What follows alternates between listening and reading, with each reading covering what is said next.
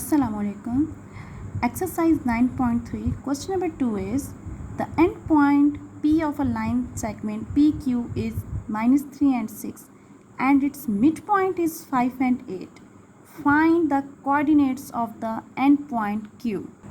इस क्वेश्चन में आपको ये गिवन है कि and point of P of a line segment P Q is -3 and 6।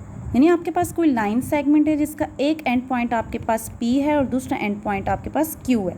तो एक एंड पॉइंट आपने P ले लिया, दूसरा एंड पॉइंट आपने Q ले लिया। तो P का आपके पास एंड पॉइंट P का जो है PQ का कोई पॉइंट P है वो आपको गिवन है -3 एंड 6। नेक्स्ट है and it's mid point is 5 and 8। P और Q आपके पास कोई पॉइंट है जिसमें P गिवन है और उसका मिड पॉइंट गिवन है 5 एंड 8। आपको Q के कोऑर्डिनेट्स फाइंड आउट करने हैं, ये आपको दूसरा एंड पॉइंट खुद फाइंड आउट करना है। तो आप दूसरा एंड पॉइंट लेट कर लो, ये कोई x और y है।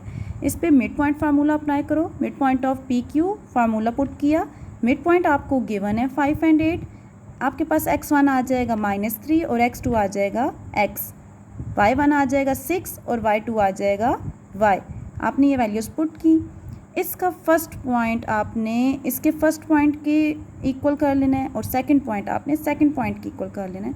इस तरह से आपने x फाइंड आउट कर लेना है, यहाँ से आपने y फाइंड आउट कर लेना है। x और y आपके पास क्या आ जाएंगे, कोई पॉइंट आपके पास q आ जाएगा।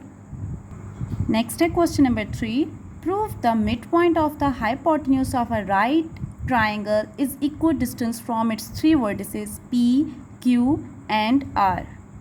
तो इस क्वेश्चन की स्टेटमेंट में ये था proof the mid point of the hypotenuse of a right triangle. यानी आपके पास कोई राइट ट्राइंगल है, उसका आपके पास कोई हाइपोटेन्यूज है। आपने ये प्रूफ करना है कि हाइपोटेन्यूज का जो मिड पॉइंट है उसका तीनों वर्टिसेस से इक्वल डिस्टेंस है। यानी आपके पास हाइपोटेन्यूज है P और R। इस P और R का मिड पॉइंट है आपके पास M का डिस्टेंस P तक, M का डिस्टेंस Q तक, M का डिस्टेंस R तक। इस M का तीनों वर्टिसेस से डिस्टेंस इक्वल है, ये आपने प्रूफ करना है। इसमें अक्सर आप ट्राइंगल जब बनाओगे तो आप इस वर्टिसेस को ऑपोजिट नेम भी दे सकते हो, इसको Q, इसका R, इसको P। तो इसके लिए आप पहले इन तीनों पे डिस्टेंस फार्मूला अप्लाई करोगे, P से Q तक का, Q से R तक का, R से P तक का। जब आप इन तीनों पे डिस्टेंस फार्मूला अप्लाई करोगे तो आपको पता है कि हाइपोटेन्यूज की लेंथ बाकी दो लेंथ से ज़्यादा होती है। तो जो आंसर आपके पास ज़्यादा आएगा डिस्टेंस से, वही आप हाइपोटेन्यूज लेंगे। यह आपके पास गलती की गुंजाइश यहाँ पर तब नहीं होगी जब आप इनका डिस्टेंस फार्मूला से आप इनका डिस्टेंस निकालोगे। सबसे पहले PQ, then QR, then PR हम फाइंड आउट कर लेते हैं। P से Q का अगर आप डिस्टेंस फाइंड आउट करो तो P का डिस्टेंस फाइंड आउट करना है, सो डिस्टेंस फार्मूला अप्लाई करेंगे। x2, y2, x1, y1 इनकी पॉइंट्स पुट करेंगे तो आपका PQ का डिस्टेंस आया √13। इसी फार्मूले में आपने सारा यही प्रोसेस करना है। इसी फार्मूले से Q और R का डिस्टेंस फाइंड कर लेना है और R और P का डिस्टेंस फाइंड आउट कर लेना है। तीनों के डिस्टेंस से पता चला कि R और P का डिस्टेंस ज़्यादा है, लिहाजा R और P आपके पास क्या आ जाएंगे, हाइपोटेन्यूज। तो अब क्वेश्चन में ये था कि आप बताओ हाइपोटेन्यूज का जो मिड पॉइंट है उसका तीनों वर्टिसेस से इक्वल डिस्टेंस है। इट्स मीन आपने हाइपोटेन्यूज का मिड पॉइंट फाइंड आउट करना है।